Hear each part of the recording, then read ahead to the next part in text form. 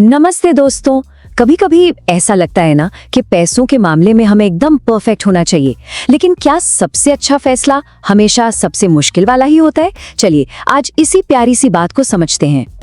हम सब चाहते हैं कि हमारे पैसों से जुड़े फैसले किसी गणित के सवाल जैसे एकदम सही हों, और जब ऐसा नहीं हो पाता तो मन में एक भारीपन सा आ जाता है, थोड़ी गिल्ट होती है ना? ये जो टेंशन होती है ना, ये आती है परफेक्ट बनने की कोशिश से, एक ऐसा स्टैंडर्ड जिसे पाना लगभग नामुमकिन है।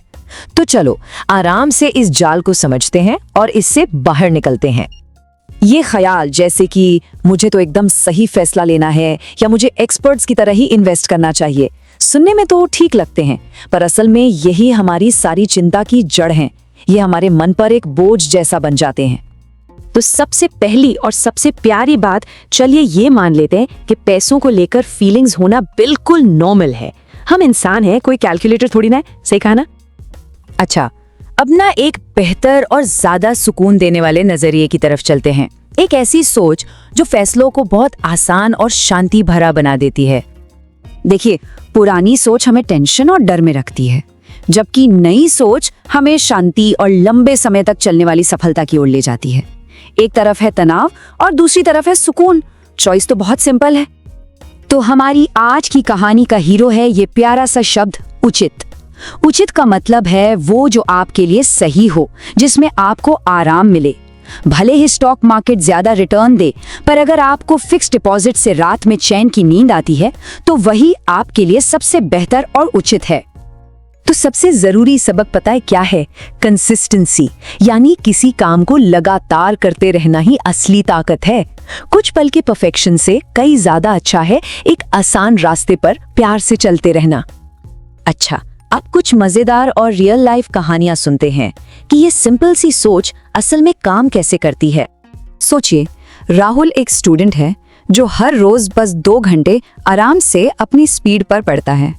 वहीं आशा है जो टॉपर बनने के लिए आखिरी दिनों में 10-10 घंटे पढ़ती है और एग्जाम आते आते थक जाती है। तो अंत में कौन जीता? राहुल, क्योंकि उसका तरीका उचित था, जिसे वो रोज कर सकता था। अब जरा अरविंद को देखिए, वो हर महीने बिना ज्यादा सोचे समझे एक सिंपल से इंडेक्स फंड में पैसे डालता है। उसके लिए ये बहुत आसान और टेंशन फ्री है।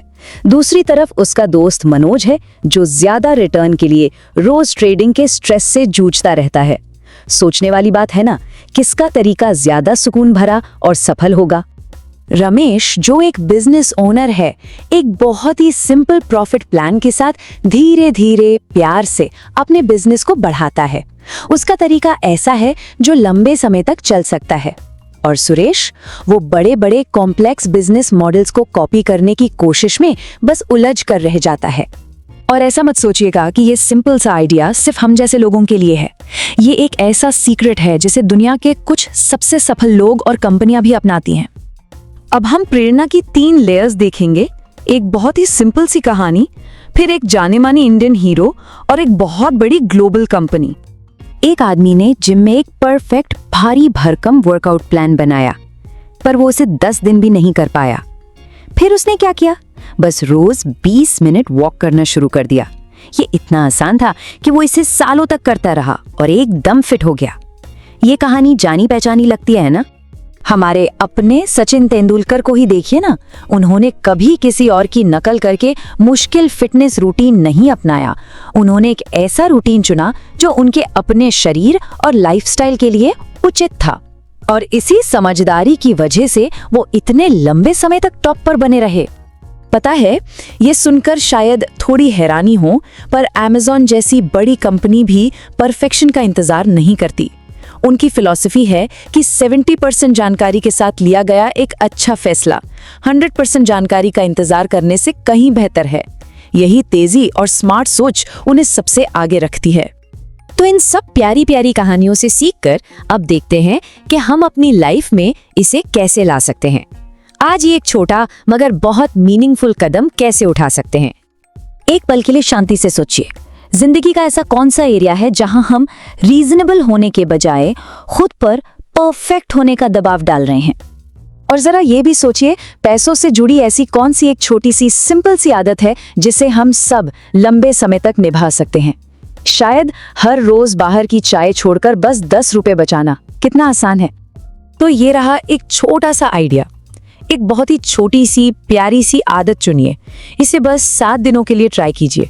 आप महसूस करेंगे कि छोटे छोटे कदमों से भी कितना कॉन्फिडेंस मिलता है।